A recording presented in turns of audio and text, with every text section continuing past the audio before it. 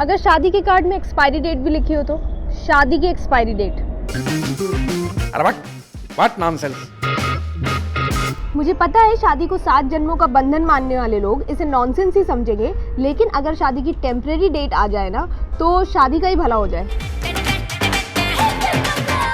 कई लोग शादियों को कम गालियां देंगे और वो लोग जो थोड़े शादी के नाम से नर्वस हो जाते हैं, डर जाते हैं या कमिटमेंट फोबिक होते हैं, उन्हें भी लगेगा कि चलो ठीक है, डिवोर्स विवोर्स का चक्कर नहीं और पड़ोसी भी नहीं पूछेंगे कि बेटा कैसा चल रहा है, बल्कि ये पूछेंगे कि बेटा कब तक चल रहा है। और हाँ, अगर आपको शादी में मजा आने लग जाए तो आप उसे रिन्यू भी करा सकते हैं। वैसे मजाक नहीं है, क्योंकि open marriage, trial marriage, temporary marriage, जो भी नाम ले दीजिए, इस बारे में दुनिया भर में बहुत ही गंभीरता से चर्चा हो रही है। जॉनथन स्विफ्ट महान उपन्यासकार हैं, जिनका उपन्यास गुलिवर्स ट्रैवल्स बचपन में बहुत पढ़ा गया।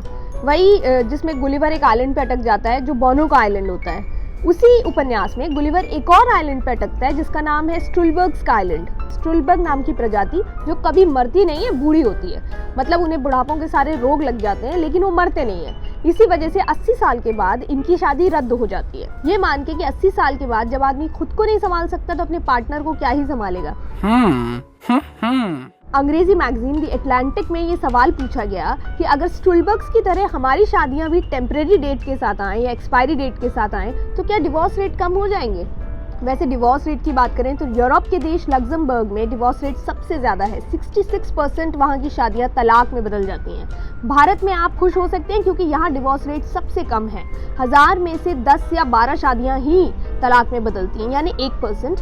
वैसे भी जब अलग होने के बारे में हम सोचते हैं तो याद आ जाता होगा वो बड़ा सा रिसेप्शन, महंगे कपड़े, महंगी गाड़ियाँ और डीजे पे नाचते वो इतने सारे मेहमान, जिन्हें हम आगे क्या मुँह दिखाएंगे अगर अलग हो जाएंगे तो। वैसे टेम्परेरी मैरिज का आइडिया नया नहीं है और इतिहास के पन्ने पलटें तो प्लेजर मैरिज का कॉन्सेप्ट काफ़ी पुराना है। जापान, पेरू, इंडोनेशिया और कई इस्लामिक देशों में कुछ मिनटों के लिए भी शादियां की जाती रही हैं। ऐसा माना जाता था कि पहले लोग जब बहुत सालों के लिए अपने परिवार से दूर रहते थे, ट्रैवलिंग कर रहे होते थे, तो कुछ मिनटों और महीनों के लिए शादियां होती थी। वैसे इंटरेस्टिंगली 2011 में मेक्सिको सिटी में एक प्रस्ताव रखा गया जिसमें कहा गया कि शादी का 2 साल का कॉन्ट्रैक्ट होना चाहिए। अगर पति पत्नी को जमता है तो ठीक है, वरना टाटा बाय बाय।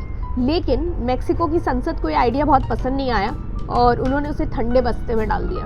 वैसे भी सोचा जाए तो शादी में किसे क्या चाहिए, इसके लिए एक यूनिवर्सल नियम कैसे बनाया जा सकता है। जिस किसी ने भी सोचा था कि शादी 7 जन्मों का बंधन है, उसने शायद वो अपने लिए सोचा होगा और हमने उसे सब पर थोप दिया।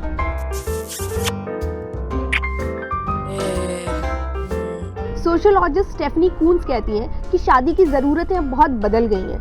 पहले औरतों को फाइनेंशियल सिक्योरिटी चाहिए थी और पुरुषों को ऐसी औरत जो बच्चे संभाल सके, घर संभाल सके। हालांकि अभी भी बहुत कुछ नहीं बदला है, लेकिन धीरे धीरे बदल रहा है। हम शादी कुछ और ज़रूरतों के लिए भी कर रहे हैं। ऐसे में क्यों ना हम हस्बैंड वाइफ को ये तय करने दें कि उनके लिए हैप्पी मैरिज की डेफिनेशन क्या है। यकीन मानिए, अगर होने वाले पति पत्नी को हम इतनी स्पेस दे देंगे तो टेम्परेरी मैरिज की नौबत ही नहीं आएगी। वैसे भी ये टेम्परेरी मैरिज का आइडिया लीज पर ज़मीन लेने जैसा है। और ज़रा सोच कर देखिए कि आप ऐसे इंसान से शादी करना चाहेंगे जो आपसे कहे कि क्या तुम मुझसे 5 साल के लिए शादी करोगी या करोगे। अगर हाँ तो शादी मुबारक हो, मुझे शादी में ज़रूर बुलाइएगा। हमारा पता है जी न्यूज़, जिसका यूट्यूब और फेसबुक पेज लाइक और सब्सक्राइब ज़रूर करें। कुछ और नॉनसेंस के साथ फिर मिलेंगे, तब तक ज़रा मैं ये शादी का कार्ड देख लेती हूँ। इनके कोफ्ते हार्ड तो नहीं होंगे ना रिसेप्शन में। अरे व्हाट नॉनसेंस।